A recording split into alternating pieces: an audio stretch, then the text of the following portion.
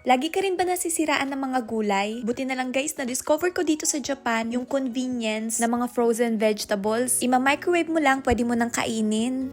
Nagluto ako ng salmon, tonkatsu, tapos nag-crave nga rin ako sa spare ribs. Kumuha lang ako ng ziplock, tapos itong mga ribs na nabili ko, kung nakikita nyo 3 piraso lang. Ang mahal kasi ng karne dito sa Japan. Itong sauce nga, nabili ko lang din, na as is na talaga. Minamassage ko lang, tapos ibababad ng konti. Nilagay ko muna sa fridge para ma-marinate. Kumuha na rin ako sa freezer nitong broccoli, kasi parang tuyong-tuyo yung pagkain ko ngayon. Kaya kahit papano lalagyan natin ng gulay. Dati, bumibili talaga ako lagi fresh vegetables. Kaso guys, meron talaga mga times na tinatamad ako kumain ng gulay. Kaya sobrang convenient ng ganito mga frozen vegetables. Nakalagay na rin dyan kung gaano mo siya katagal ima-microwave. At syempre, ma-microwave mo lang kung ano yung kaya mong kainin. Yung matitira, ibabalik mo ulit sa freezer. Sabi nga rin sa instruction na balutin ng wrap kapag ilalagay sa microwave. Ito rin ang ikinaganda sa mga produkto dito sa Japan. Kasi sasabihan ka na nila sa mismong packaging ng step by step na gagawin kung paano i-prepare yung pagkain mo. Bukod sa broccoli, meron nga rin ako ditong frozen corn, edamame, at itong mixed vegetables. Diba guys, talagang hindi nasasayang. Inislice ko na nga rin tong ulam ko na sobrang dry. Tignan nyo guys, sobrang bilis lang. Syempre sinundot ko rin talaga yung oras. Hindi naman masarap kapag ka ma-overcook to. Basta sundin nyo lang yung nakalagay sa packaging at talagang perfect yung magagawa nyo. Katulad nyan, meron akong kanin. Diba guys, kung walang broccoli, sobrang plain. Nung nasa Pilipinas pa ako, okay na ako sa ganyan. Kaso simula nang napunta ako dito sa Japan, parang laging merong kulang. Kapag kayong pagkain ko, kanin at prito lang. Ngayong araw, wala na rin masyadong laman sa fridge bukod dito sa mga niluto ko at pinakita ko sa inyo. Kaya buti na lang talaga meron akong frozen broccoli. 'Di ba kahit papano naging balance at hindi sobrang dry nitong pagkain natin. Gusto ko nga rin manood ng movie ngayon kaya kinuha ko na tong salamin. Isa talaga to sa paborito kong gawin, yung manood ng movie habang kumakain. Nung solo living pa ako dito sa Japan, ang dami-dami kong times na nagagawa to. Wala pa naman ako din masyadong maraming ginagawa nun. Kaso ngayon, mas dumadami na rin yung responsibility natin. Kaya yung mga ganitong moment, luxury talaga para sa akin. Parang ito na yung pinakapahinga ko. Lalo guys, lately sunod-sunod talaga yung trabaho. Syempre ang haba ng bakasyon ko sa Pilipinas. Kaya binawi ko talaga sa trabaho ko sa 7-Eleven. Yung mga araw na hindi ko napasok. Kaya yun guys, sunod-sunod talaga yung pasok ko. Tapos sobrang busy pa sa store namin. Paano kasi habang tumatagal, mas nagiging kilala talaga ang Toyama. Parami ng parami yung bumibisita, mga turista.